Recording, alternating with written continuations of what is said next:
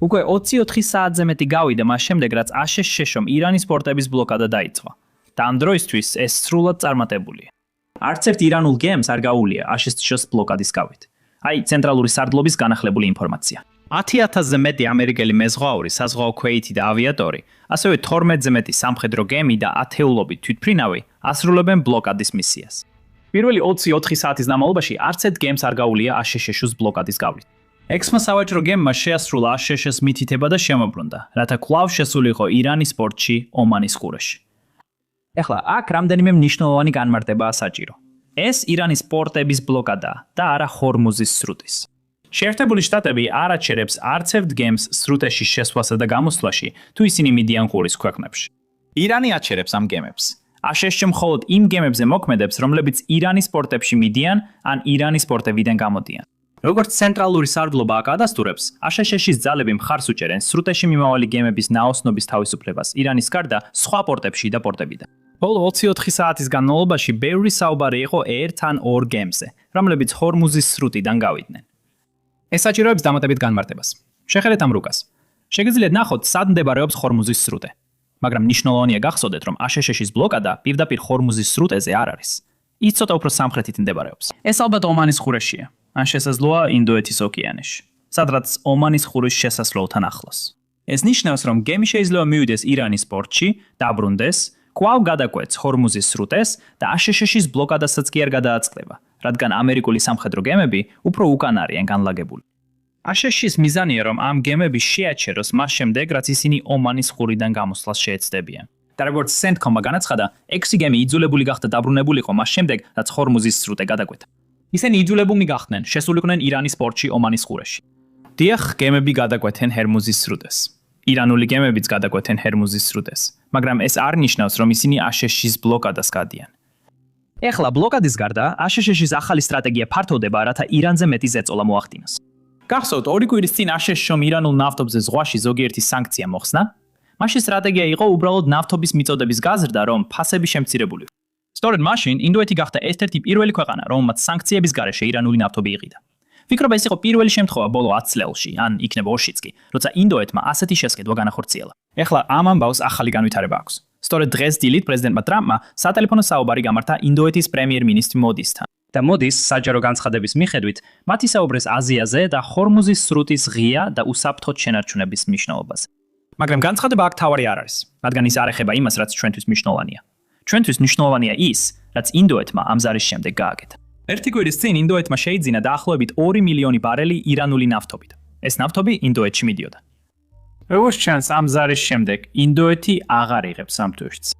ზუსტად არ ვიცი, რას ნიშნავს ეს, რადგან ეს ამბავი პირდაპირ 1 საათის წინ გამოვიდა, სანამ ჩაწერას დავიწყებდი. მაგრამ როგორც ჩანს, ირანზე აშშ-ის სანქციები შეიძლება ისევ ამოქმედდეს. ჩვენ არ გვაქვს ოფიციალური განცხადება ამის დასადასტურებლად, მაგრამ იმ ქმედებებიდან გამომდინარე, რასაც ვხედავთ, ეს თითქოს ამას მიანიშნებს. ეხლა დროის გასვლასთან ერთად მეტი დეტალი უნდა გავიგოთ. ასე რომ, აუცილებლად დააჭირეთ ქვემოთ გამოწერის ხილაკს და როგორც კი მეტი ინფორმაცია გვექნება, აუცილებლად შეგატყობინებთ. მაგრამ ამ ეტაპზე ჩანს, რომ ირანზე ეკონომიკური და რა თქმა უნდა ფინანსური ზეწოლა სულ უფრო და უფრო იზრდება. ეს ყველაფერი ხდება მაშინ, როცა ცეცხლის შეწყვეტის რეჟიმი ჯერ კიდევ ძალაშია. არავინ ესხრის არავის, რაც უდავოდ დადებითია. და ჩანს, რომ კულისებში მოლაპარაკებები კვლავ გრძელდება, რადგან დილიდან ვიღებთ ცნობებს, რომ შესაძლოა მომდევნო 2 დღეში კიდევ ერთი მოლაპარაკების შეხვედრა გაიმართოს. ასე რომ, ხუთშაბათისთვის შეიძლება მშვიდობის შეთანხმება გქონდეს. ეხლა ჩანს, რომ ეს შეხვედრა ალბათ იმავე დონეზე არ იქნება, როგორც ადრე, რადგან ვიცე-პრეზიდენტი JD Vance სავარაუდოდ მას არ დაესწრება. მაგრამ ამერიკული გუნდი ძალიან მალე პაკისტანში გაემგზავრება, რათა შეხვდეს ირანულ დელეგაციას. მოდით სანამ გადავხედავთ ანგარიშებს იმის შესახებ, თუ როგორი შეიძლება იყოს ეს ახალი სამშვიდობო შეთანხმება, მოусმინოთ ვიცე-პრეზიდენტ JD Vance. სულ გუშინ სავამოს მან პირველად მისცა ინტერვიუ მას შემდეგ, რაც პაკისტანიდან დაბრუნდა და მონაწილეობა მიიღო იმ 21 საათიან მოლაპარაკების შეხვედრაში. მოისმინეთ, როგორ ხსნის ახლა, როგორ წარიმართა ის შეხვედრა.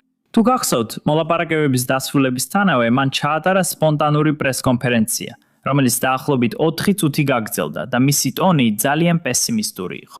ეხლა კი ჩანს, რომ ტონი შეიცვალა. ის ბევრად უფრო პოზიტიურია. ასე რომ, მოისმინეთ. რა მოხდა და საით მივდივართ აქედან? პირველ რიგში ბრეთ მე არ ვითხოვდი რომ ყველაფერი არასწორად წავიდა. ვფიქრობ, ბევრი რამ სწორადაც წავიდა. ჩვენ დიდი პროგრესი გქონდა, მაგრამ ასევე ძალიან ნათლად დავაფიქსირეთ და ვფიქრობ, ესეც ჩვენი პროგრესის ნაწილია. რა პირობებზე შეიძლებოდა შეერთებულ შტატებს გარკვეული დათმობა გაეკეთებინა? რა პირობებზე ვიყავით მოქნილები და რა საკითხები იყო ისეთი, რაც აუცილებლად უნდა დაგვენახა? იმისთვის რომ შეერთებული შტატების პრეზიდენტს ეგრძნო რომ კარგ შეთანხმებას იღებდა და ასე ჩამოწერეთ ეს საკითხები. კარგი საუბრები გქონდა. ვფიქრობ, ეს იყო პირველი შემთხვევა, როცა ირანის მთავრობა და აშშ-ის მთავრობა ასეთ მაღალ დონეზე შეხვდნენ ერთმანეთს. ალბათ ირანის ამჟამინდელი ხელმძღვანელობის ისტორიაში. ასე რომ ვფიქრობ, ეს დადებითია. და კიდევ ერთხელ მოლაპარაკებებში გარკვეულ პროგრესს მივახციეთ. თავარი კითხვა აქედან მოყოლებული ისაა, ექნებათ თუ არა ირანელებს საკმარისი მოქნილობალობა, მიიღებენ თუ არა ირანელები იმ კრიტიკულ საკითხებს, რაც ჩვენთვის აუცილებელია, რომ საქმეები წინ წავიდეს. ეს შეიძლება იმით იყოს გამოწვევი, რომ კულისებში მოლაპარაკებები მიმდინარეობს და აშშ იღებს პოზიტიურ სიგნალებს ირანისგან, რომ ისინი მზად არიან რაიმე შეთანხმებაზე დათანხმდნენ. ასე რომ ამას აზრი აქვს. ეხლა ის ბევრად უფრო პოზიტიური. კიდევ ერთი რამ, რაც ამ ინტერვიუდან გავიგეთ და რაზეც ადრე ვსაუბრობდით, ისაა, რომ ამერიკულმა მხარემ დაადასტურა, რომ ირანელებს, რომლებიც ამ შეხვედრაში მონაწილეობდნენ, უბრალოდ არ ჰქონდათ ძალაუფლება, რომ რაიმე შეთანხმებაზე ხელი მოეწერათ. ამერიკულმა დელეგაციამ ეს მას შემდეგ გაიგო, რაც დაახლოებით 20 საათის განმავლობაში აწარმოეს მოლაპარაკებები მათთან. სწორედ მაშინ შეჩერდა მოლაპარაკებები. ისინი არ ჩაშლილა, უბრალოდ შეჩერდა.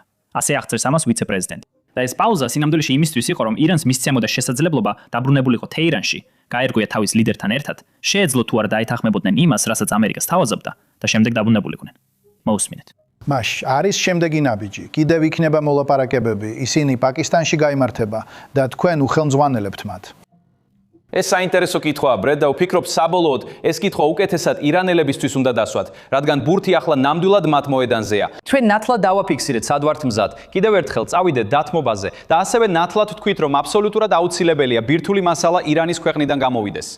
ეხლა რაც საინტერესო ამაში, ბრედ, არის ის, რომ ამ მოლაპარაკებების პროცესში ვფიქრობ, გარკვეული ცოდნა შევიძინეთ იმის შესახებ, თუ როგორ აწარმოებენ ირანელები მოლაპარაკებებს. და სწორედ ამიტომ დავტოვეთ პაკისტანი საბოლოოდ, იმიტომ რომ მივხვდით, რომ ისინი უუნარონი იყვნენ. ვფიქრობ, იქ მყოფი გუნდი ვერ შეძლო შეთანხმების მიღწევას და მათ თეირანში დაბრუნება მოუწიათ. იქნებოდა ეს უზენაესი ლიდერისგან თუ ვინმე სხვასგან, მათ რეალურად უნდა მიეღოთ თანხმობა იმ პირობებზე, რაც ჩვენ დავაყენეთ. ესე რომ კიდევ ერთხელ იქნება თუ არა შემდგომი საუბრები მივახცევთ თუ არა საბოლოოდ შეთანხმებას, ნამდვილად ვფიქრობ, რომ ბურთი ირანის მხარესაა, რადგან ჩვენ ბევრი რამ შევთავაზეთ. ჩვენ ძალიან ნათლად დავაფიქსირეთ, სად იყო ჩვენი წითელი ხაზები. ასევე განვაცხადეთ, ბრედ, რომ ჩვენ ნამდვილად ვიქნებოდით ძალიან ბედნიერები. შეერთებული შტატების პრეზიდენტმა განაცხადა, რომ ის ძალიან ბედნიერი იქნებოდა, თუ ირანს ჩვეულებრივი ქვეყნის მსგავსად მოექცეოდნენ, თუ მას ექნებოდა ნორმალური ეკონომიკა და მისი ხალხი შეძლებდა აყვავებასა და წარმატებას.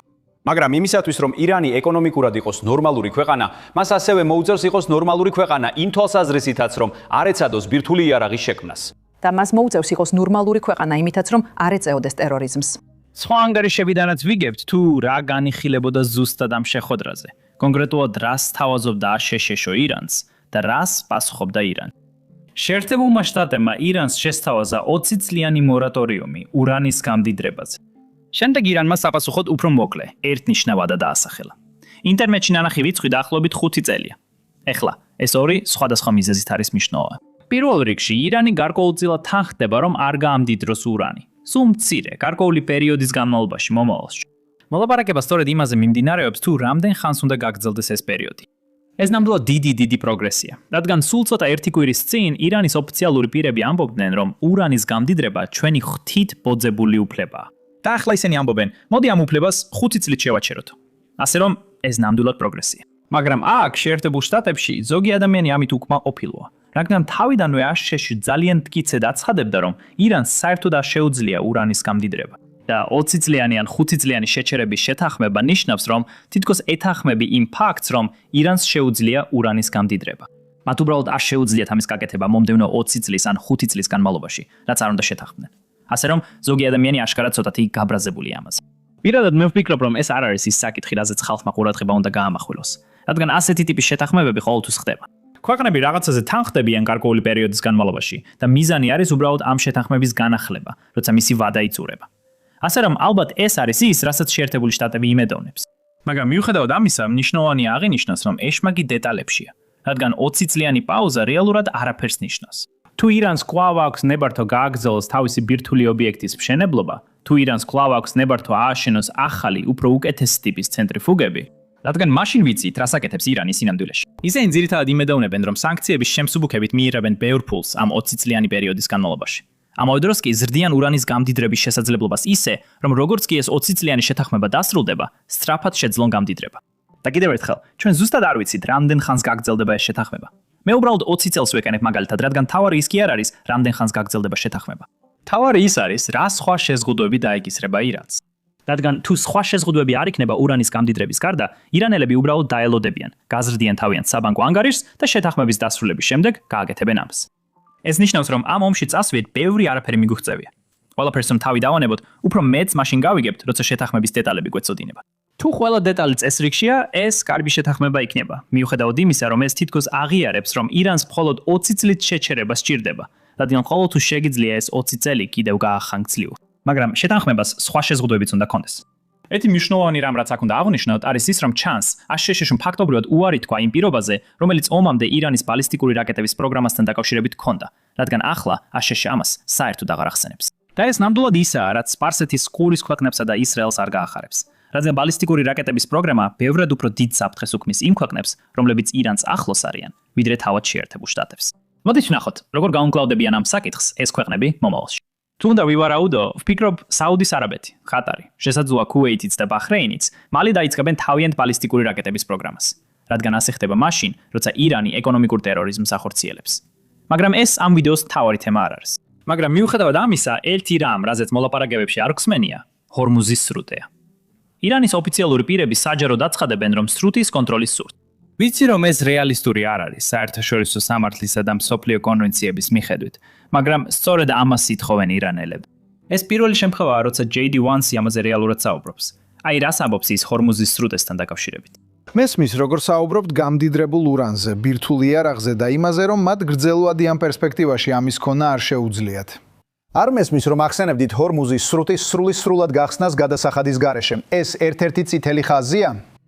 ეს ერთ-ერთი საკითხია, რაზეც ვისაუბრეთ, ბრეთ, რომ ჰორმუზის სრუტე სრულად უნდა გაიხსნას. და გულწრფელად რომ თქვა, ეს ერთ-ერთი ის საკითხია, სადაც ირანელები მოლაპარაკებების დროს ცდილობდნენ პირობების შეცვლას. ჩვენ ძალიან ნათლად განვაცხადეთ, რომ ეს მიუღებელია. მოლაპარაკებებზე მივედით და ვთქვით, რომ შეერთებულმა შტატებმა, რაც ჩვენ აქ შევთავაზეთ, არის ცეცხლის შეწყვეტა. ჩვენ შევწყვიტეთ ქვეყნის დაბომბვა, რასაც ველოდებით ირანელებისგან არის ჰორმუზის სრუტის სრულად გახსნა. ჩვენ ვნახეთ, როგორც პრეზიდენტმა თქვა, ჰორმუზის სრუტეში მოძრაობის მნიშვნელოვანი ზრდა.